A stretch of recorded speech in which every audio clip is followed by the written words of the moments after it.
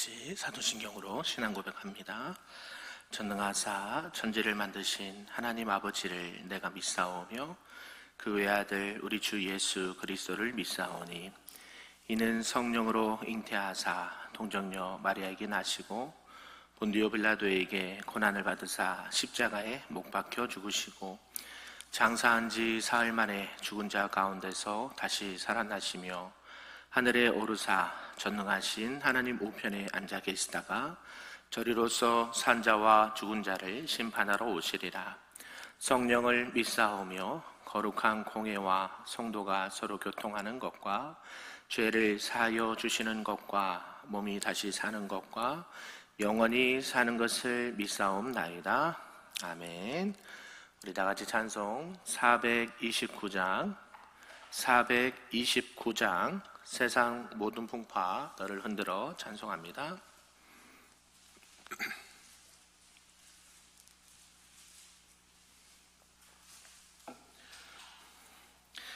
찬양합니다. 세상 모든 풍파 너를 흔들어 약한 마음 낙심하게 될 때에 내려주신 주의 복을 세어라. 주의 크신 복을 내가 알리라. 받은 복을 세어 보아라. 크신 복을 내가 알리라. 받은 복을 세어 보아라. 주의 크신 복을 내가 알리라. 세상 근심 걱정 너를 누르고 십자가를 등에 지고 나갈 때 주가 내게 주신 복을 세어라. 두려움 없이 항상 찬송하리라. 받은 복을 세어 보아라. 크신 복을 내가 알리라. 받은 복을 세어 보아라. 주의 크신 복을 내가 알리라. 세상 권세 너의 앞길 막을 때 주만 믿고 낙심하지 말아라. 전사들이 너를 보호하리니 염려 없이 앞만 보고 나가라. 받은 복을 세어 보아라. 크신 복을 내가 알리라. 받은 복을 세어 보아라. 주의 크신 복을 내가 알리라. 아멘. 오늘 하나님 말씀은 구약 전도서 9장 말씀입니다. 구약 957쪽에 있습니다. 전도서 9장 말씀입니다.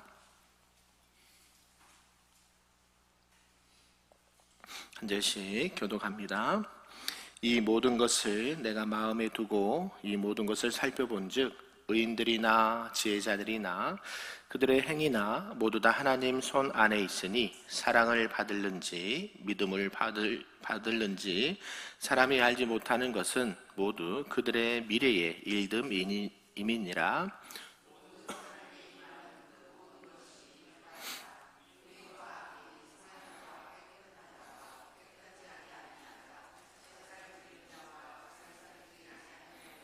일어나는 일들이 모두 일반이니 선인과 죄인, 맹세하는 자와 맹세하기를 무소하는 자가 일반이로다. 모든 사람의 결국은 일반이라.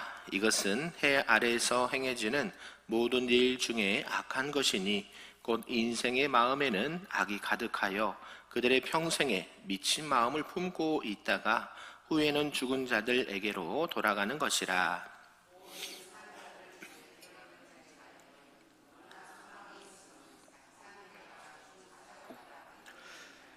산 자들은 죽을 줄을 알되 죽은 자들은 아무것도 모르며 그들이 다시는 상을 받지 못하는 것은 그들의 이름이 잊어버린 바 됨이니라. 그들의 사랑과 미움과 시기가 없어진 지 오래이니 해 아래에서 행하는 모든 일 중에서 그들에게 돌아갈 몫은 영원히 없느니라. 너는 가서 기쁨으로 내 음식물을 먹고 즐거운 마음으로 내 포도주를 마실지어다. 이는 하나님이 내가 하는 일들을 벌써 기쁘게 받으셨음이니라.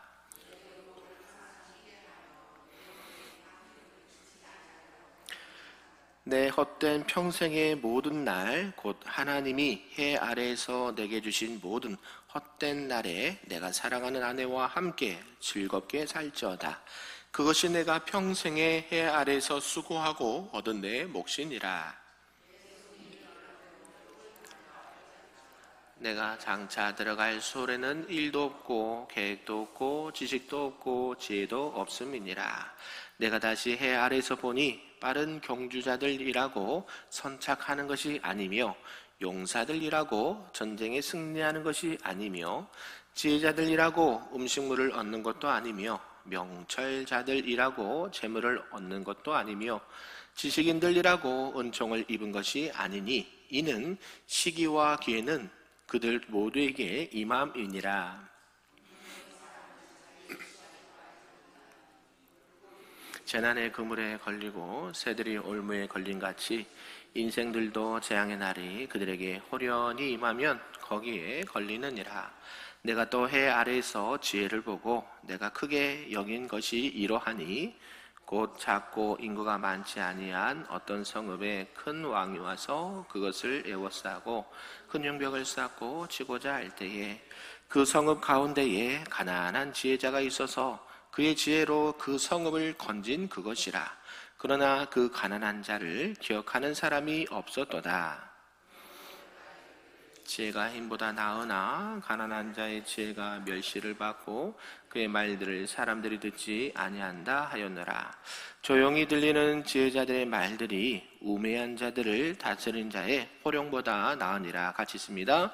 지혜가 무기보다 나으니라. 그러나 죄인 한 사람이 많은 선을 무너지게 하느니라. 아멘. 할렐루야. 오늘 새벽에도 하나님의 크신 은혜가 우리에게 충만하게 임하기를 간절히 소망합니다. 아멘. 오늘은 전도서 9장 말씀이고요. 부조리한 세상 이 가운데 하나님께서 어떻게 세상을 또 운행하시고 또 지혜자는 어떻게 또 삶을 살아가야 되는지를 말씀을 하고 있는데요. 이 전도자는 이제 세상의 많은 사건들이 사람의 통제 능력을 초월하면서 존재한다라는 것을 말씀하면서 현실 속에 여러 가지 나타나는 이 모순들 속에서도 하나님의 공의가 있다라는 것을 신뢰해야 된다는 것을 강조하고 있습니다. 솔로몬은요, 지금까지 하나님의 뜻을 잘 설명해 주었고 또 하나님의 뜻을 이렇게 정당화하기 위해서 많은 증거들을 말씀을 했는데요. 하나님의 계획을 부인하게 만드는 요소들에 대해서 답변을 쭉 했고요. 또 번영이 반드시 선하지는 않고 또 불행이 반드시 악한 것은 아니다라고 이렇게 주장하기도 했습니다. 이러한 내용과 큰 맥락을 같이 하면서 오늘 전도서 9장은 어떤 상황 속에서도 하나님의 절대 주권을 인정하는 태도가 매우 중요하고 그러한 태도가 우리에게 있어야 된다라는 것을 강조를 하고 있는데요. 오늘 내용을 크게 두 부분으로 구분해 보면요. 1절에서 12절까지는 어두운 현실 속에서도 최종적인 승리를 우리는 확신해야 되고 하나님께서 주시는 그 은혜 가운데 낙관적으로 살아가도록 이렇게 당부를 하고 있습니다. 그리고 13절에서 28절까지는 그럼에도 불구하고 세상의 지혜는 한계성이 있고 또 그 부분을 명확하게 지적하는 부분으로 말씀이 구성이 되어 있습니다. 이런 전체의 내용을 통해서 우리 주신 말씀 좀 몇 가지로 보겠는데요. 그 첫 번째는 의인과 악인이 여러 부분에서 이 동일한 운명을 가지고 있더라라는 것을 말씀하고 있는데요. 축복이라고 하는 부분에 있어서도 비슷하고 시간과 또 죽음에 대해서 거의 동일하더라라고 얘기하고 있습니다. 이 세상이 부조리하다라는 것이 사실 극명하게 나타나는 때가 언제 있느냐 봤더니 악인들이 복을 받는 것처럼 보일 때가 있다라는 것이죠. 그런 행운, 그런 복을 누가 차지하게 되는지는 세상의 기준에는 참 모호한 게 많이 있다라는 것이죠. 의인들도 때로는 번영을 누리지만 전적으로 또 그것이 의롭기 때문에 그런 복을 누리지만은 않더라. 또 악인들도 보니까 의인처럼 복을 받는 것처럼 번영하더라라고 이야기를 하고 있는데요. 거룩한 사람이나 그렇지 못한 사람이나 그 운명들이 세상에서 함께 공존하고 있더라라고 이야기하죠. 그래서 거룩한 사람이라고 해서 더 나은 삶을 꼭 살지는 않더라 이야기하고요. 또 하나님을 모독하는 자들이 전혀 징계를 받지 않는 것처럼 보이기도 하더라 이야기하죠. 결국 하나님을 경외하는 사람들 역시 외적으로 뚜렷하게 두드러지게 복을 받지 않는 것 같기도 하고, 또 부조리가 있는 사람들라고 해서 또 헤아려 다 복을 못 받는 것도 아니더라. 세상은 뭐하더라? 기준으로 보면 헛되더라 이야기를 하고 있습니다. 그러면서 그러한 복도 있는가 하면 또 시간도 마찬가지죠. 시간은 누구에게나 공평하죠.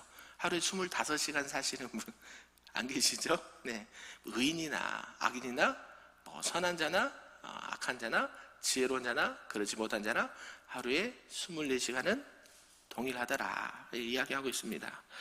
의로운 일을 많이 한 사람이라고 시간을 더 주는 것도 아니고요, 또 악한 자라고 해서 시간을 덜 주는 것도 아니다라는 것이죠.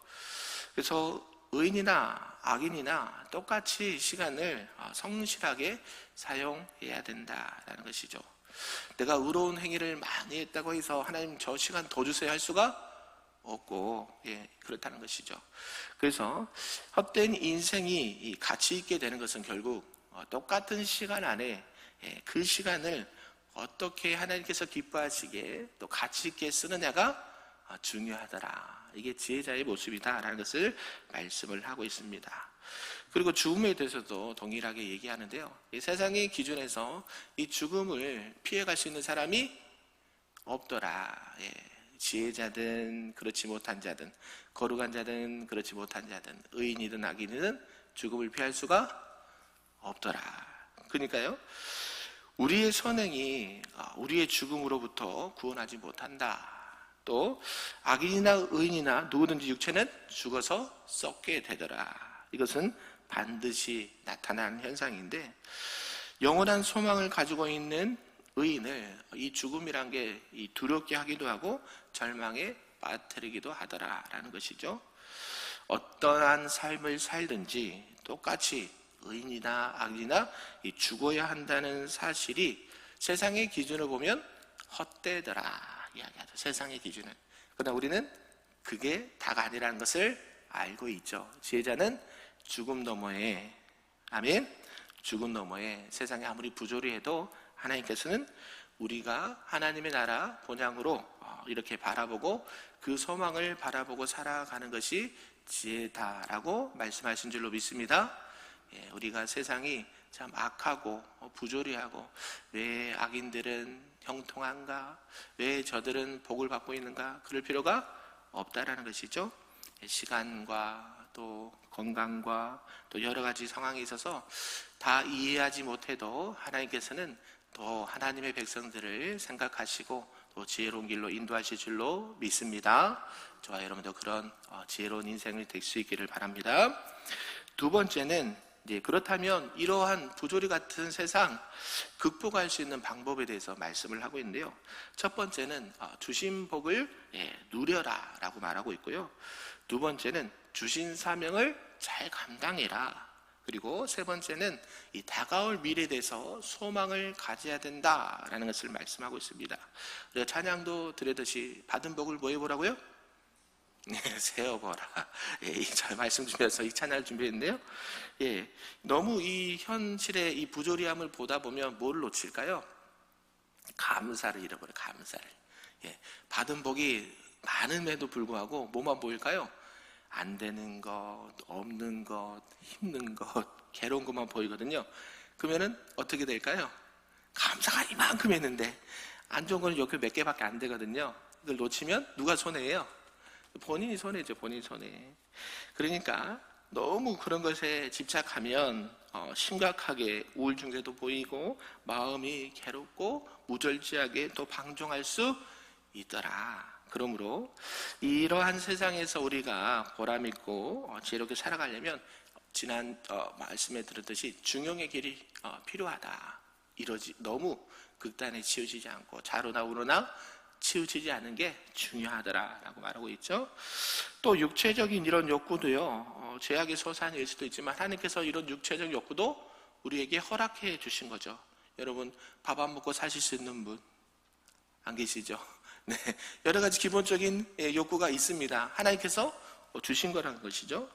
그래서 이런 부조리한 세상에서 불평과 불만 속에서만 살 것이 아니라 하나님께서 주신 복을 세워보시고 또 그것을 누리면서 살아가는 게 참된 지혜자의 삶이다라는 것을 말씀하신 줄로 믿습니다. 음식도 그렇죠. 미각을 살려서 음식을 맛있게 먹고 하나님 주신 그 미적 감각에 또 살려서 예쁜 옷을 입는 거는요, 죄악이라고 볼 수가 없죠. 그것을 어떻게 해야 될까요? 누리셔야죠. 할렐루야. 하나님께서 주신 것을 마음껏 받고 누리실 수 있기를 바랍니다. 뭐 큰 거 화려한 거 누리는 것도 좋지만요, 우리가 일상에서 누릴 수 있는 것을 하나님께서 주신 복을 누릴 수 있기를 바랍니다.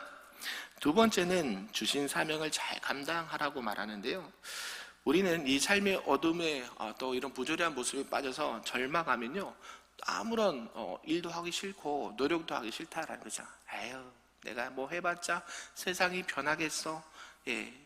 바위에 계란 던지기해서 변하겠어 하면서 그런 것들을 포기하게 되죠. 악인에게 돌아가는 상을 바라보면서 일체의 노력을 하지 않는 사람들이 있다는 것입니다. 이러한 인생을 사는 사람들은 참으로 어리석은 삶인데, 하나님의 사랑에도 불구하고 여전히 그들은 하나님을 멀리하게 된다는 것이죠. 그러한 인생은요, 하나님께서 더 긍휼히 여기시는데, 하나님께서는 모든 사람들에게 하나님의 사랑을 거두신 적이 없으십니다. 믿으십니까? 의인이나 악인이나 지혜자나 미련한 자는 하나님께서 뭘 주셔요? 일반 은총을 주시잖아요. 아멘. 믿는다고 햇빛을 더 많이 주고 물을 더 많이 주지 않아요? 하나님께서는 동일하게 하나님의 은총 가운데 은혜를 주신다라는 것이죠. 그 가운데 우리가 어려운 것들을 보면 자포자기하거나 우울증에 빠지지 말고 하나님께서 나에게 주신 사명이 무엇일까, 그것을 발견하고 오히려 하나님께서 주신 그 은혜 가운데 성실히 우리에게 주어진 임무를 또 사명을 잘 감당할 수 있기를 바랍니다. 전에 제가 AR을 한번 들었는데요, 우리 장애인 전에 부서 사역을 할 때 한 집사님이 이제 거동도 불편해서 교회 못 나올 때가 있었어요. 그래서 항상 영상으로 예배를 드리셨는데 이제 그때 한 달에 한 번씩 신방을 갔었거든요. 그러면서 집사님이 하실 일이 있을까요, 없을까요? 제가 물어봤어요. 여러분 생각에는 어떻게 답변하시겠습니까? 거동도 힘들어요. 그래서 거의 중증 장애인이라 휠체어를 타고 다니셔야 돼요. 그러면 할 수 있는 게 있어요, 없어요? 있어요, 없어요? 있어요. 집사님 못 온다고, 교회 못 온다고 자포자기 하지 말고, 집사님 핸드폰 보시잖아요. 컴퓨터 하실 수 있잖아요. 그러면 글이라도 쓰시고 편지라도 쓰시고 문서 사역을 해보세요. 이렇게 권면드렸던 게 있다 말이죠. 우리가 하나님께서 주신 사명을 발견하고 그 환경에 내가 환경을 탓하는 게 아니라 그 사명을 감당할 수 있는 길을 찾으면 하나님께서 또 지혜 주시고 그 길을 감당하게 하실 줄로 믿습니다. 저와 여러분들이 내가 뭐 하겠어? 아니요, 하실 수 있다거든요. 여러분들이 내가 비록 연약해도 또 환경이 안 돼도 그 가운데서도 하나님이 주신 사명을 잘 감당할 수 있는 하나님의 백성들이 되기를 주님의 이름으로 축복합니다. 그리고 나서 이 다가올 미래에 대해서 소망을 가져야 된다라는 것이죠. 현재 의인이 이 보상을 받지 못하고 의인과 악인이 동일한 삶을 산다고 해서 의인의 보상이 끊어지는 것은 아니더라. 세상 사람들을 봤을 때, 세상적으로 봤을 때는 비슷하고 뭐 의인이나 악인이나 뭐 똑같은데 라고 생각할 수 있지만, 하나님께서는 반드시 어떻게 하세요? 마지막 때에 하나님의 백성들을 복 주실 줄로 믿습니다. 당장에 내가 누리지 못한다고 해서 실망할 필요가 없다라는 것을 말씀하고 있습니다. 그러면서 마지막 세 번째는 이 지혜의 힘에 대해서 말씀을 하고 있는데요, 지혜는 세상에서 가장 강력한 능력을 갖고 있고 또 조용하지만 그 능력이 나타나고요. 때로는 모욕을 당하지만 그 지혜자는 그것도 잘 이겨내더라 라는 것을 말씀하고 있는데요. 결국 가장 큰 능력은 뭐냐? 여기 오늘 본문에서 말하는 건 뭐냐면 세상의 허물을 극복하는 사람이 참된 지혜를 가진 사람이더라 라고 말하죠. 그러니까 세상이 부조리하니까 아유 나 아무것도 안 해, 아무것도 싫어, 이건 뭐예요? 헛되고 그냥 여기로 끝나는 거거든요. 지금 전도서 기자는 그 이야기를 하는 게 아닙니다. 세상이 헛되니까 그냥 아무렇게나 살아라 이 이야기를 하는 게 아니는 것이죠. 그런 허무함 속에서도 하나님의 지혜자로서 그 허물을 극복해야 된다. 아멘. 네, 지혜로운 사람은요 자신만을 구하는 게 아니라 또 그 이웃에 처한 이웃도 살릴 수 있는 그런 능력이 있는 사람이란 것을 꼭 기억해야 된다는 것이죠. 그래서 전도자는 세상의 어떤 무기보다 뭐가 더 강력한 무기라는 것을 이야기하고 있어요?